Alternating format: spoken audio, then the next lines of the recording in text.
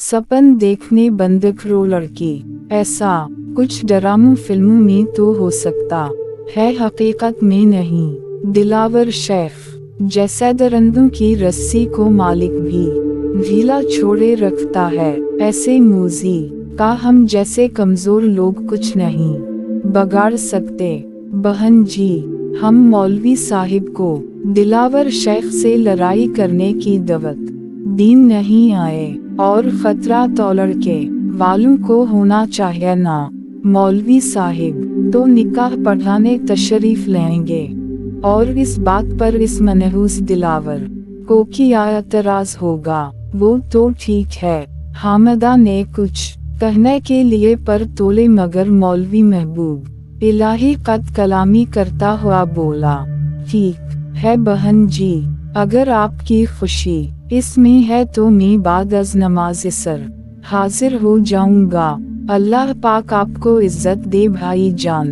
बुशरा ने ममनूनियत से कहा। मौलवी साहिब का हौसला देखकर तनाविश की भी आंखें नम हो गई थी।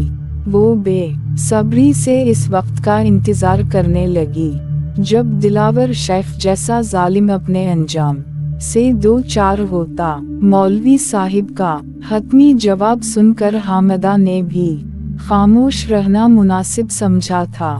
चाय पी कर मुंह बैठी वापस घर की तरफ चल पड़ी। मौलवी साहिब के घर से निकलते ही इन्हीं दिलावर शेफ का मनहूस कारिंदा नजर आ गया था। गली की नक्कड़ पर खड़ा वो मौलवी साहिब के घर ही की जानिब मुतवज्जे था। वो मुंह बैठी के इकट्ठे कहीं जाने पर जरूर इनका पीछा करते। स्कूल जाने के अलावा तनाविश सिगर अकेली कहीं जाती तब भी वो उसका ताक़ुब करते। अलबत्ता तनाविश के स्कूल जाते वक्त वो भी इसके पीछे चल पड़ते और भी जाने देते। गुज़श्ता कल भी इन्होंने तनाविश का पीछा नहीं किया था, वरना दिलावर शेख तक कबीर दादा और तनाविश की मुलाकात की खबर जरूर पहुंच जाती। इस मनहूस शक्ल के कारिंदे के पास से गुजरते हुए ना जाने तनाविश को किया सोचा कि वो इसे मुखातब करते हुए बोली, दिलावर शेफ को बता देना आज बाद अज नमाज असर मेरा निकाह और रुखसती है, अपने चमचों के साथ जरूर शिरकत करे। तनाविश की जुरत और बेबाकी पर दिलावर शेफ के आदमी की आंखों में हैरानी नमूदार हुई, मगर फिर हैरानी पर इस्तेज़ा का अंसर गालिब आ गया। वो कहका लगा कर हंसा, सुरूर भाबा। तनाविश इसका जवाब सुनने के लिए रिकी नहीं थी। इन भी दिलावर शेफ की वजह से इनमें से कोई भी इसे छेड़ता नहीं था। तनाविश को घर पहुंचा कर बुशरा खातून ने मोहल्ले में घूम फिर कर तमाम को बेटी की शादी में शिरकत की दावत दी थी। जिस तक ये बात पहुंचती गई वो शशदर होता गया। हर एक तफसील जानने का ख्वाहिश था, मगर सबके सवाल के जवाब में मुस्कुरा कर बुशरा खातून कहती रही, अल्लाह के हम देर है अंधेर नहीं है। घर पहुंचने पर इसे तनाविश अफसुर्दा अंदाज में बैठी नजर आई। यकीनन शादी करके घर से हमेशा हमेशा के लिए रुखसत होना किसी भी लड़की के लिए बहुत अज़ियतनाक और मुश्किल मरहला होता है। पसंद की शादी करने वाली लड़की भी इस मौका पर आंसू बहाए बगैर नहीं रह सकती। यही तो मसला ही और था।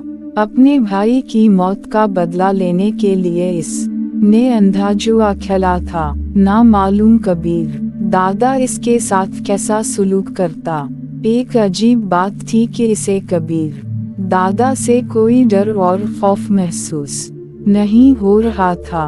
बुलूगत की सीढ़ी पर कदम रखते ही हर लड़की की तरह इसने भी एक अनदेखे शहजादे के ख्वाब देखना शुरू कर दिए थे, जिसने इसका दौलता बना था।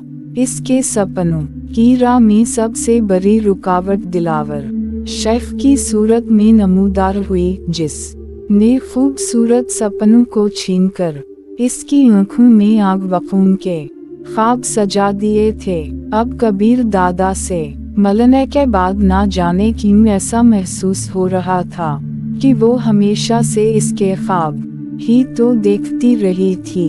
बुशरा बेटी के करीब बैठते हुए बोली, अब परेशान होने का की फायदा, तेरा कमान से निकल चुका है, बस नतीजे का इंतजार करो। वो मुंह का हाथ पकड़कर अपने होंठों से लगाते हुए बोली, माँ जी, मैं अपने फैसले पर नहीं आपसे जुदाई का सोचकर दुखी हूँ।